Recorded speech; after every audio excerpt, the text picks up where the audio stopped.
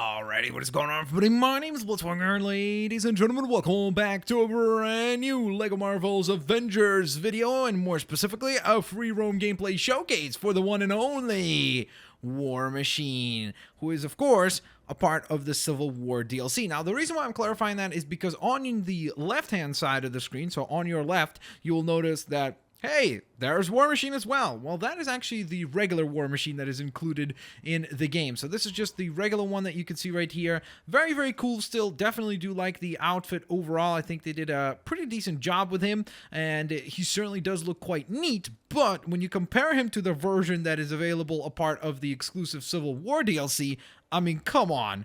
This one looks so much cooler. This guy looks insanely awesome. I love the details on the back there because we just get a much cooler backpack piece. I'm not really sure what that little baton stick, just the stick staying there, if that's supposed to be like a rocket or something, but it still looks cool, and it definitely has an interesting look that it generates for the outfit. Plus, I mean, come on. The all black and silver look just looks insanely cool. The red eyes look very, very, very, very, very, very neat for sure. The one thing I will say that was a little bit disappointing was the fact that it seems like the War Machine here and the Tony Stark Iron Man Mark 46 that we looked at all have the same idle animation where, you know, the faceplate comes up, it gets stuck, and so on and so forth. I kind of wish there would have been at least different between War Machine and Iron Man. That would have been a really, really nice touch. Again, just my personal opinion, but other than that, this thing looks insanely cool and very, very, very neat. So let's begin with, of course, the fact that we indeed can fly on around. So that is one of our methods of transportation. Now, we can fly at this speed, or by double tapping the jump button while already in midair, we can speed boost even further up, so we can actually get to be even faster than we were before. So that's pretty cool. Always can kind of fly right down by the water. I kind of always wish that at some point, maybe even in the next game, if they make another one, but I assume they will, especially because of the way that this one ends.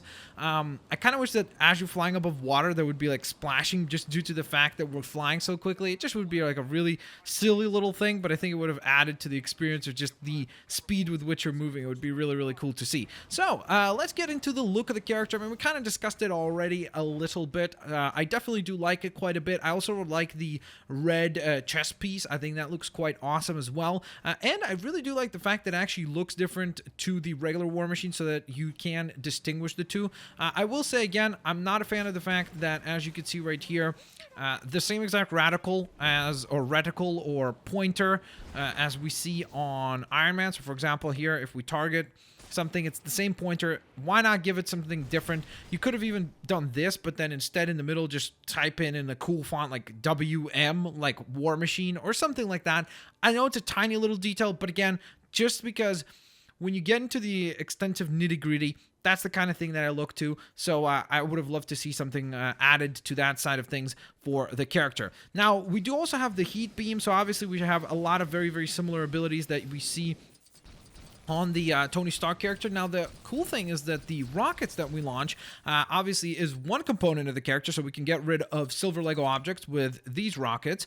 We can get rid of gold Lego objects with the heat beam that we have, and then additionally to that, we have a rapid fire Gatling gun that you could utilize in order to take down targets as well. So overall, a very, very versatile attack and style of attack for the one and only War Machine. He does have a ground pound attack, which is exactly the same one as Iron Man's. Again, I will say I would love to see some sort of differentiation there. I know that essentially War Machine is obviously an Iron Man suit as well, but I just kind of wish that there would have been just a tiny little bit of difference in some way, shape, or form for him apart from Iron Man, just so they could be distinguished differently. Now, again, you could argue that, hey, the Gatling gun is different, the look of the character is substantially different, so I would say that yes, there's definitely differences, but I kind of wish that there would be some other tiny little differences that are added to the character in order to really make it stand out and be able to identify as War Machine and not as Iron Man. With that in mind, though, I still think it looks insanely cool. It is one of the coolest parts of the Civil War DLC, without a doubt. I think it looks really, really, really neat. Tomorrow, we're actually going to take a look at two different characters, and they will be Mr. Captain America in his Civil War outfit and Agent 13. And then, of course, there's a couple more characters to look at, including the Falcon, who I cannot wait to check out because he looks insanely awesome, and the Winter Soldier as he's seen in Civil War, which is different to the Winter Soldier that, of course, we get as a part of the game itself. We already do have him available, But now we have Winter Soldier in a different outfit, which is really, really neat. So with that in mind, of course, if you guys enjoyed today's free roam gameplay showcase, don't forget to leave a like. I'll catch all of you lovely folks tomorrow. Peace out. See you later, alligators. Bye-bye, everyone.